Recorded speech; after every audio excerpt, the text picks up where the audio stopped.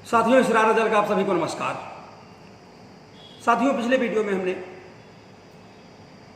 Civil procedure code दंड प्रक्रिया संहिता के बारे में आपसे बात किया था। साथियों, आज पुनः हम आपसे दंड प्रक्रिया की धारा 154 के बारे में आपसे बातचीत करेंगे। दंड प्रक्रिया की धारा 154 जो है साथियों, वो प्राथमिकी दर्ज करने के बारे में, एफआईआर दर्ज करने के बारे में। एफआईआर फर्स्ट इंफॉर्मेशन रिपोर्ट,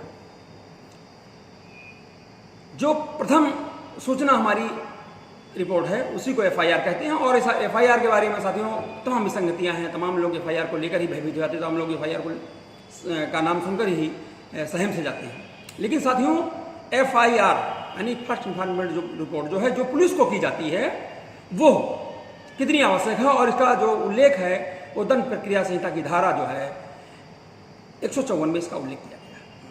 पिछले वीडियो में मैंने बात किया था, आज फिर मैं बात कर रहा हूं कि धारा 154 में सूचना चाहे वो मौखिक हो और चाहे लिखित रूप में, वो थाने के भार साधक अधिकारी को दी जाती है।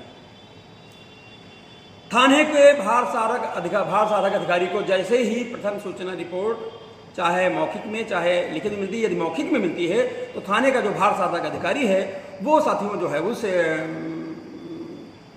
मौखिक सूचना को जो है अपने स्वयं लिखेगा या अपने अधीनस्थ से लिखवाएगा, और लिखने के बाद में जो है उसको पढ़कर सुनाया जाएगा सूचनाकर्ता को। उसके बाद में जो उसको अंगूठे का निशान लिया जाएगा और उसके बाद में जो है वो प्राथमिकी जो है दर्ज होती है।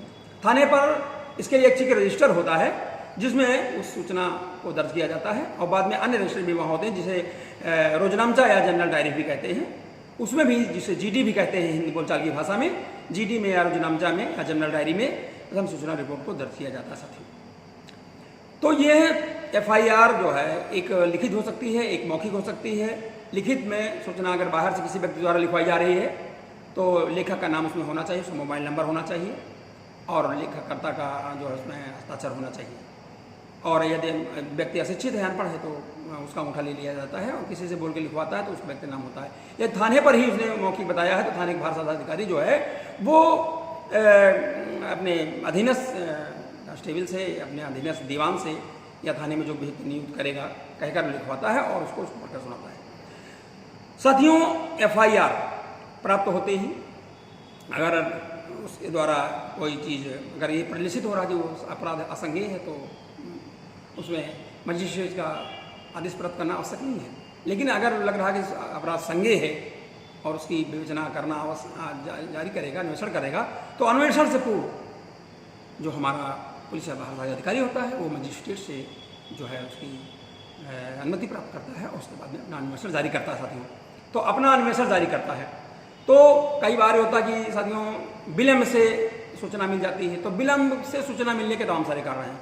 अगर विलम्ब से सूचना मिली है और उसमें उसका कोई तार्किक कारण दिया गया है कि किस वजह से विलम्ब हो रहा है, एफआईआर लिखवाने में या सूचना देने में या लिखित सूचना देने में विलम्ब हो रहा है, तो उसका वो जो है एफआईआर जो है घातक नहीं होती, वो विलम्ब घातक नहीं होता है।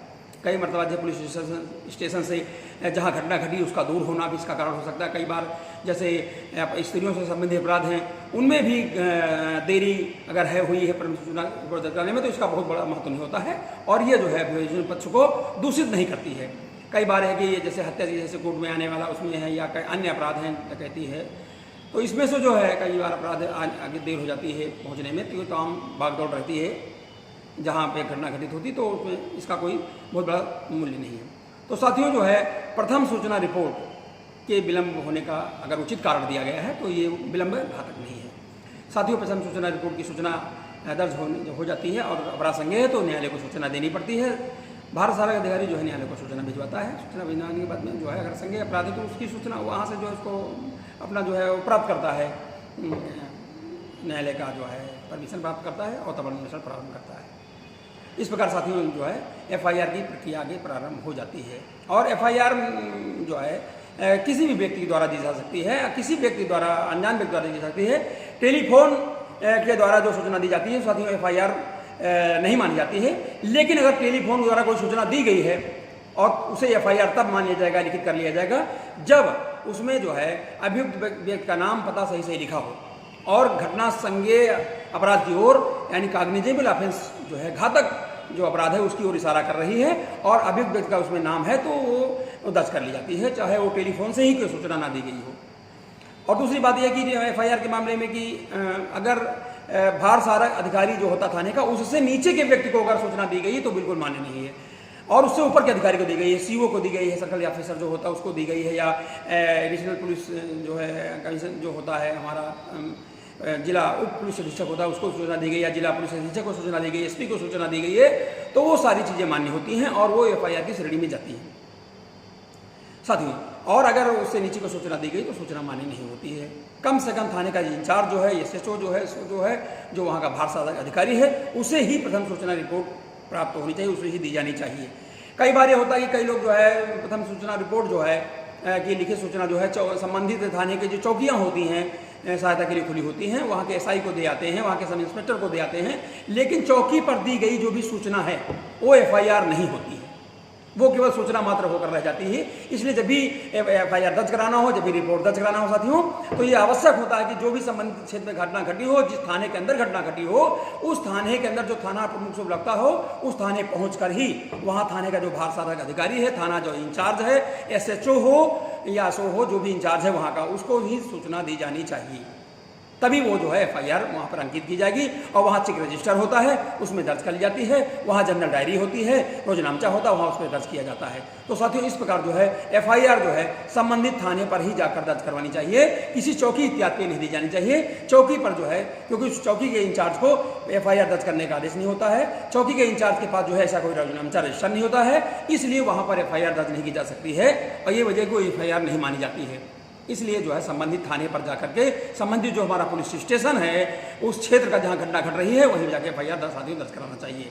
और FIR दर्ज होने के बाद में जो है अपराध संज्ञेय है तो पुलिस जो है न्यायालय का आदेश प्राप्त करने के बाद अपना अन्वेषण कार्य प्रारंभ कर देती है और साक्ष्यों का संकलन करना प्रारंभ कर देती है। और साक्ष्य संकलन होने के पश्चात साथियों अपनी रिपोर्ट को जो है 173 CRPC के तहत जो है वो न्यायालय में भेजती है और अपना आरोप पत्र प्रस्तुत करती है और फिर शुरू होता है न्यायालय की कार्यवाही का भाग शुरू होता है और वहीं से शुरू हो जाता है जुडिशियल प्रोसीडिंग का कार्य।